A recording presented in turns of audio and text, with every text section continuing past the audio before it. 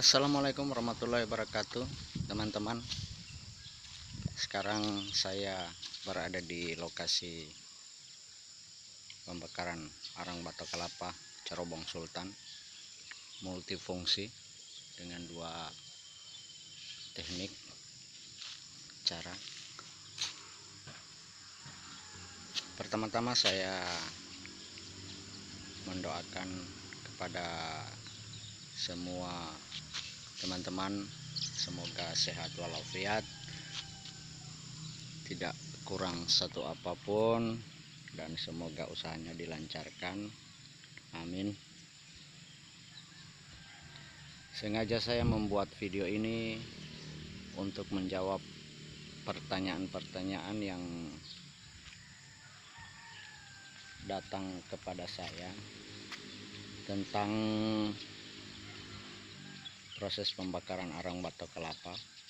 Di sini saya menggunakan dua bak dengan konstruksi satu cerobong. Mengapa saya buat seperti ini? Karena untuk meminimalisir anggaran, karena menurut pengalaman saya dua bak satu cerobong sudah memenuhi kemampuan untuk membuang asap. Bahkan satu cerobong ini bisa kita pakai untuk 4 bak. Di sini kebetulan ukuran bak kita yaitu 1,50 meter lebarnya, panjangnya 2,5 meter, ketinggiannya, kedalaman lubangnya 1,75 meter. Terus jarak antara bak ke cerobong diperkirakan sekitar 2,5 meter sampai 3 meter. Ketinggian cerobong yaitu 12 meter dengan diameter lubangnya 30 cm. Dengan sistem konstruksi dua tipe untuk asap dengan sekalian tanpa asap. Terus untuk konstruksi penutupnya kita memakai sistem lipat dua daun pintu. Mengapa? Karena untuk mempermudahkan kita proses penambahan.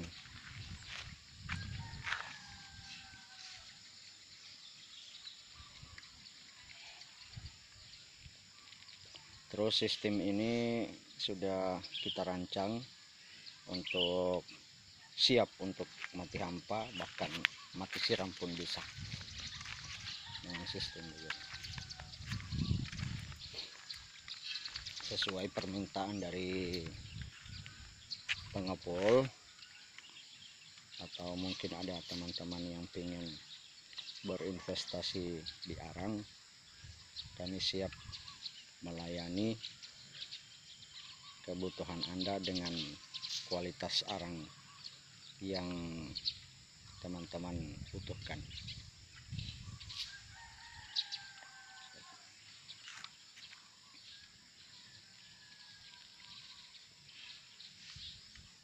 Ini konstruksinya bisa mati hampa, bisa juga di mati siram.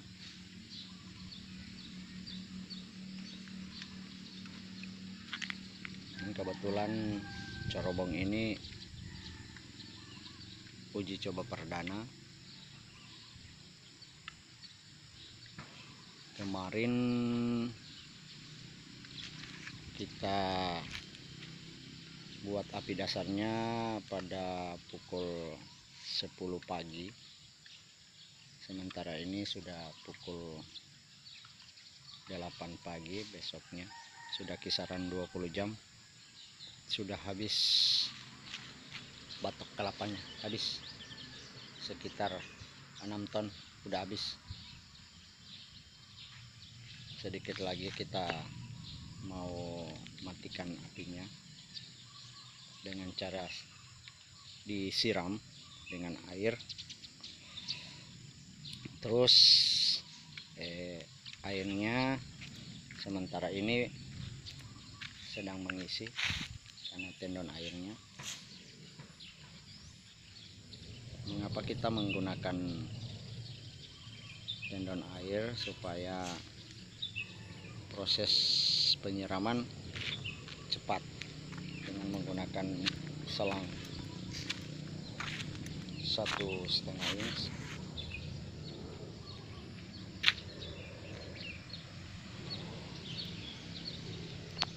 Terus untuk menjawab arang apakah berpengaruh cerobong dengan produksi arang? Ya jelas, makin besar isapan cerobong, makin bagus kualitas arang. Mengapa? Yang kita tahu jenis asap cair yang dihisap oleh cerobong warnanya kuning, terus tarnya hitam. Setelah kalau tar udah mengendap, kita bakar udah berasap, otomatis kalau tar nempel kembali ke arang, otomatis arangnya kalau dites pasti berasap. Kemudian abunya jadi coklat atau kuning, otomatis asap cairnya nempel di langit-langit pintu di penutup pembakaran, kemudian dia menetes lagi ke arang. Jelas arangnya langsung meresap asap cairnya. Itu jawaban yang bisa saya berikan. Ya jelas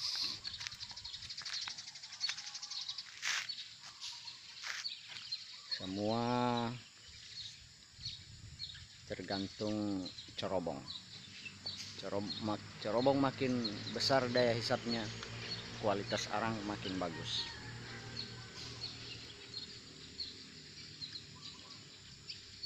Apalagi kalau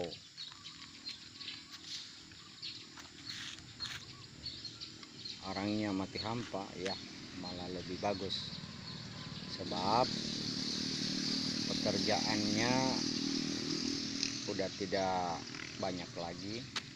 Kita tidak membutuhkan lagi untuk penjemuran karena arangnya sudah kering. Terus air juga berpengaruh. Kalau airnya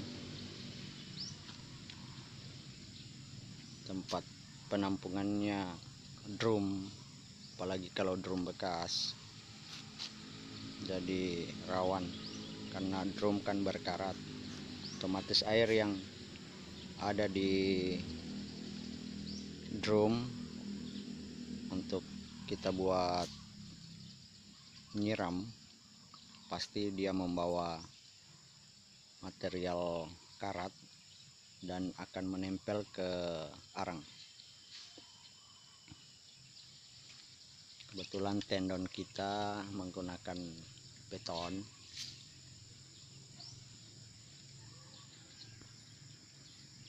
dengan ukuran kapasitas 8 kubik dan menggunakan keramik di dalamnya, dan setiap seminggu sekali tendon itu dibersihkan untuk menjaga kualitas arang.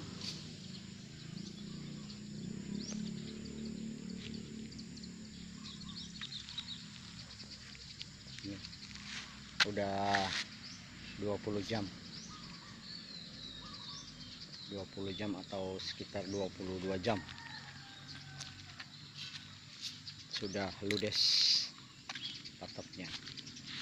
Kata para pekerjanya, batoknya masih kurang, tapi tidak masalah lantaran material udah tidak ada lagi, mau kita stok lagi. Kebetulan kita siram saja untuk mengetahui bagaimana hasil dari cerobong pembakaran perdana. Oke, terima kasih, mohon dukungannya, tolong di subscribe, di like. Apabila ada yang masih butuh dipertanyakan, tolong di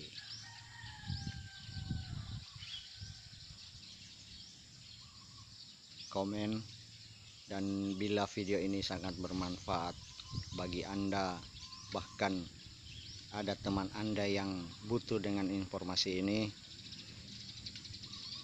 tolong di share ke teman-teman Anda. Oke, cukup sekian. Billahi taufiq wal hidayah. Wassalamualaikum warahmatullahi wabarakatuh. Salam sukses Arang Gorontalo.